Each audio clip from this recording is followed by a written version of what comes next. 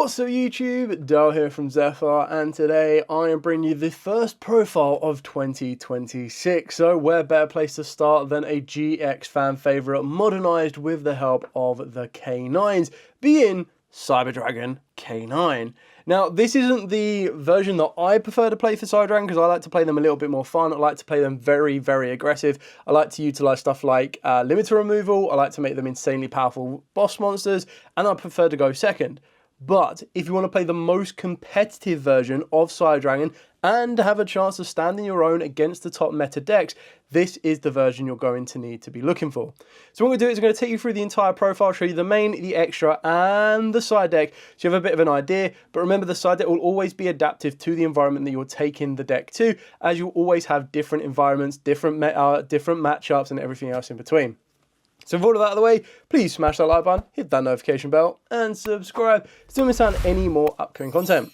Starting with the main deck itself. So we're going to be utilising 2 Cyber Dragons and 1 Cyber Yugioh. Now, you can play 3 Cyber Dragons if you want to, but the idea with the Yugioh is it's kind of like a fail-safe if you need it to be. So it cannot be normal summoned or set, and it must be special summoned via card effect, which is where the K9s come into play, because technically the K9s can special summon them. If your opponent controls a monster, you can get to special summon this card from the hand, then take a Cyber Dragon from the deck and either special summon it or equip to this card as an equip spell. You can't special summon for the rest of the turn except machine monsters. You can return 1 Cyber Dragon you control to the hand to add a polymerization from the deck or grave back to the hand. Now, more times than not, it's one of the ones where you've played through, your opponent's interacted, but they still have a monster on the field, and you get to go, cool. Summon down the Cyber Yugioh. This then gets you a Cyber Dragon. You can go into Nova, Infinity, Absorb, and then try and build off the back of that one. Then for your ideal start of the entire deck is 3 Cyber Dragon Core. So become Cyber Dragon while on the field or in the grave, and if it's normal, you get to add a Cyber Spell Trap from the deck to the hand. Now you do need to be quite respectful of Drown Lockbird in this deck, but it seems that Drown Lockbird is kind of being shifted to the side deck at this moment in time. If that changes and it goes back to the main deck, then of course make sure you adapt your strategy accordingly. Then we've got the 1 Hers backed up by 1 Cyber Dark Worm and the 1 Cyber Dark Chimera. You can make this a bit more consistent if you want to. You can max out less so on the Chimera, but for the Cyber Dark Claw, that'll be another way for you to get access to your Cyber Dark Chimera. But playing 1, 1, and 1 is absolutely fine because you get to cards like your Cyber Emergency that lets you add a light machine monster. But then you also have other ways of working your way into the Cyber Dark because you can also get access to the Cyber Dark Realm through stuff like your Cyber Dark Core. So these are just kind of combo pieces that get you ticking where you need to go.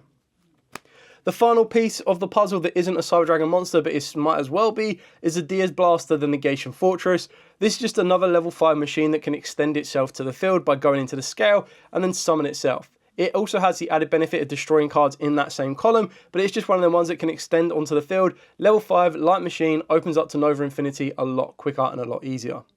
For the Cyber Dragon-esque spells, you've got your Cyber Dark Chimera getting you access to your Power Bond, which is very easily accessible off of your Cyber Dark Realm. So when it's activated, you get to add a Cyber Dark monster from the deck to the hand, with this one with a different name from cards in your graveyard. And then during the main phase, you can immediately after the effect resolves normal summon a Cyber Dark monster, in addition to your normal summon or set. And then if you equipped a monster from your graveyard by card effect to a Cyber Dark monster, that activation when it was normal summoned or specialed, you get to equip from your opponent's graveyard instead. The idea is you just get an additional normal summon, it grabs you your Cyber Dark Chimera, and then Cyber Dark Chimera works you into the Power Bond, and Power Bond becomes basically off of the back of your Cyber Dark Chimera's effect, the ability to banish from the graveyard and then set yourself up to your power plays of your Cyber Dragon monsters.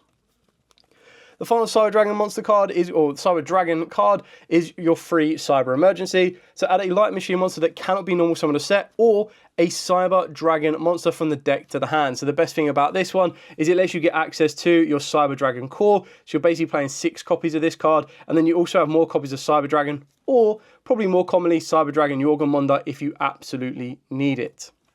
Then moving on to the K9s themselves. So for the K9s, this is something that I probably expect will change post a Forbidden Unlimited list. If anything is going to get adapted on a Forbidden Unlimited list, it will probably be the K9 66A Yugioh. So this is the one that lets you special summon itself plus another level 5 from the hand. That's how you can get a Cyber Dragon out of the hand if your opponent already controls a monster. But it's also how you can also get access to your other K9 monsters. I'm also maxing it out on K9 17 Azuna, just because it acts as that hand interaction card while also setting you up your Lupus, but also being able to kind of get you into a negation for the hand or field in the Ripper as early as possible can be very, very useful, and it already presents you with a monster on the field. It then, during your turn, when it comes back to you, you can use that Ripper to search out your Yugioh, and that's how you can get a Cyber Dragon to the field, even though you already control a monster. Then we've got the one Lupus, the one K904 Noroi, and the one K966B Lantern. So Lantern is pretty much the same as Yugioh, but it revives from the graveyard instead of summoning from the hand. Your Noroi, it can only really use its effect on normal summon, but when it is specifically normal summoned, and as the same as all of the other K9 monsters, if your opponent has 2 or more cards in the hand, you can normal summon these without tribute. When you normal summon this card, you get the ability to special summon any K9 non-machine K9 from the deck, but you can't special summon from the extra deck except K9s while you control that face-up monster. You just go into another Noroi and you're absolutely fine. It has another benefit. You get to send a face-up K9 card you control to the grave to look at your opponent's hand. Now, getting hand knowledge can be very, very important, but by the time the Noroi resolves, it pretty much already checks his like Dominus Impulses, Effect Veilers, Imperms, Ashes more times than not, because they don't want you to get that ever level 5 on the field. And then once you look at your opponent's hand, they're like, okay, cool, now you know everything. You know what you need to navigate around going second, but it also gives you the ability to go, right, well, I'll just go straight into a Ripper. Ripper can then answer the Ash, the Droll, the Nibiru, any type of monster effect in the hand that your opponent may have at that point. For the other K9 cards, we've got the one A Case for K9 and the one K9X Forced Release. So the idea behind this one is that your Forced Release is going to upgrade your Ripper into the Werewolf, which is going to let you destroy a card and then obviously take another card from your opponent's hand. Pretty degenerate, but that's kind of the part and part of it. And then your Case for K9 is just another way that when it's activated, you get to add a K9 monster from the deck to the hand. So if you want a normal summon, you go for a Noroi. If you want an extender that you don't have, because you don't have a graveyard, you go for Yugioh. And if you want an extender that you don't have, but you've got the graveyard, you go for Lantern. And then for the non-engine hand interactions, we've got the 3 Ash Blossom, the 3 Mulchami Fuelos, and I've gone with the 2 Nibiru, just because I feel that sometimes where cards like Nibiru either fall out of the format or kind of fall from the main deck to the side deck, turn or game 1, most players are a little bit less respectful of it. Now, by all means, there will be some players that will play around Nibiru, there'll be players that expect it, and once they know that you main it, they'll be more respectful of it. But in the initial phases when they're not expecting it and they don't respect it, a Nibiru, just like a main deck Droll, can catch your opponent off guard. Now, if the environment is constantly playing through or around Nibiru, you might want to reconsider this slot. You could go for a Forbidden Chalice. That is absolutely fine as well.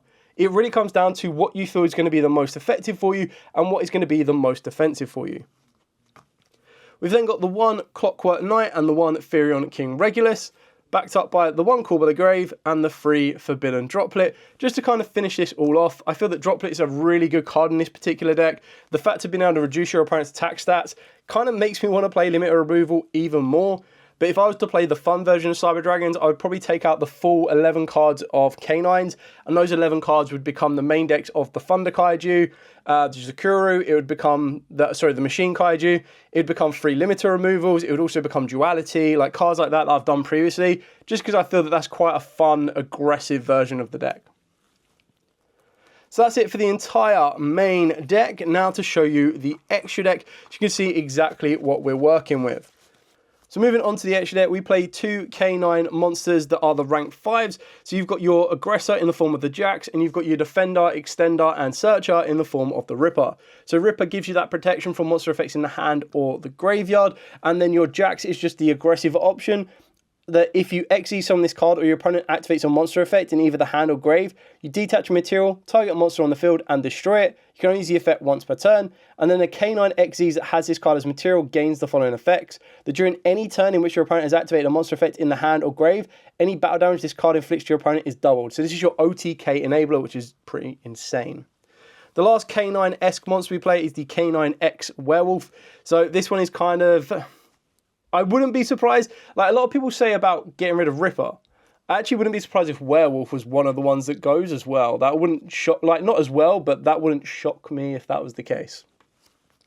So the reason for that one is that Werewolf, when you use it with K9 Force Released, which would then kind of defeat the object, because at the moment I suppose it would force you to play the new K9 XZs, but the idea would be that you would then have to use the brand new XZs to go on top of Jax and Ripper.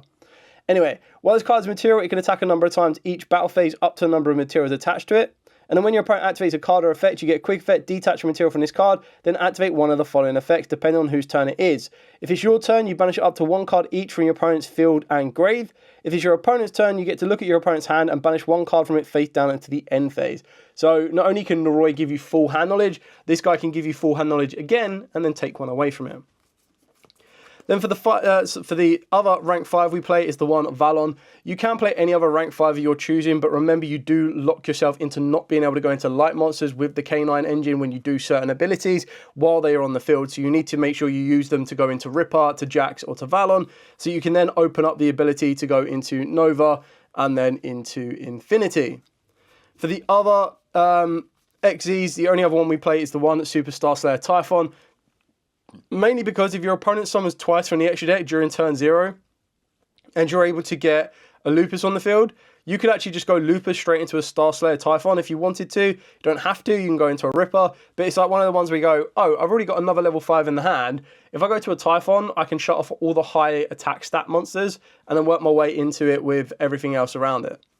Then for the other monster that is not kind of like an XZs is the Chaos Angel. And I suppose this is the fun thing about this deck is it plays every summoning mechanic from the extra deck, apart from like ritual summoning from a main deck. So it plays a Synchro in the form of Chaos Angel, because you've got your Cyber Dragon is a level 5 light, and then you've got your Yugioh, which is a level 5 dark. So being able to get a very easy, accessible Chaos Angel can be devastating. To have this protected with the light and dark effect and banish a card just gives you your Ghost Second Aggression that one step more. Then for the fusions, we've got the one Chimera Tech Fortress Dragon, backed up by the Mega Fleet, and of course the one Rampage. All of these have their own usages, so Rampage can really threaten the field, being able to tap multiple times. The Fortress, again, being able to kind of clear an entire field off once you've got Clockwork Knight on the field, without really activating anything. You just go, cool, summon down with Cyber Dragon, can you get rid of it? No, contact fuse the entire field, and we've cleared off, ready to go. And then the Chimera Tech Mega Fleet is very, very important to kind of deal with an SP Little Knight that might disrupt your combo plays or any other monster they leave in the extra monster zone.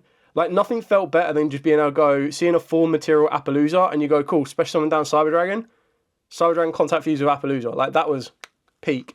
But yeah, that's kind of an option you can play around with. Then for the Link monsters, play the one Clockwork Knight.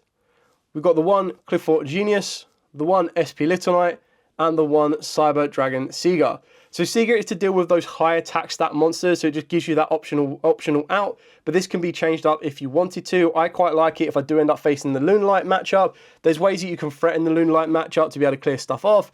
The Cliffort Genius, if you wanted to play the Spell Canceller, you could do. I'm personally not doing that. I don't feel that it's absolutely necessary. But what I do like about Cliffort Genius is that you can summon to its zones it points to off of Jockle or Lantern, and that just gives you the ability to search out quicker and easier cards like Therion King Regulus, which sets you up with that Omni Negate should you want it early doors. So that's it for the main and the extra. Now to show you the side deck. So remember, the side deck is adaptable to the local environment and to your preference. For the side deck, I like to go with Droll and Lockbird. It's just one of the ones that environment is quite effective with Droll and Lockbird running around. Whereas if the environment doesn't have any care in the world of Droll and Lockbird running around, you just take it out completely. I then play 3 Mulchummy Perulia. You can mix this up with Meows if you wanted to. Again, comes down to the environment, so keep that in mind. If you have Malice running around, you would want to find space for Lancia. Then the last monster that I play is 3 Jizukuru, the Star Destroying Kaiju. You don't have to, but I quite like this as it's a machine. It's one of the ones that I can kaiju off my opponent's monsters. If you're worried about Lunalights, you have an answer to it. If you're worried about a Super Quant or Grand Magnus, you can have an answer to it. If you're worried about anything else apart from like a Murakumo, because it will just float back anyway, it's just a nice way to out certain cards like Herald of the Art Light. And then kind of other cards like that, it can be really useful for you. Adapt it, take it out, change it as you see fit. And then for the final 6 cards, I am currently playing Evenly Matched.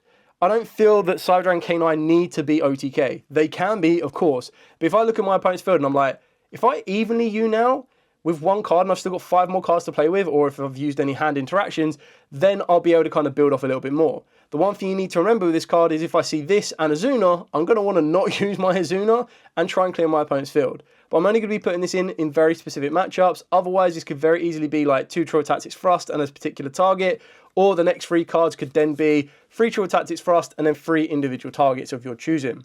So the 3 cards I've gone for is 3 Iron Thunder just to back up my Go First Enfield.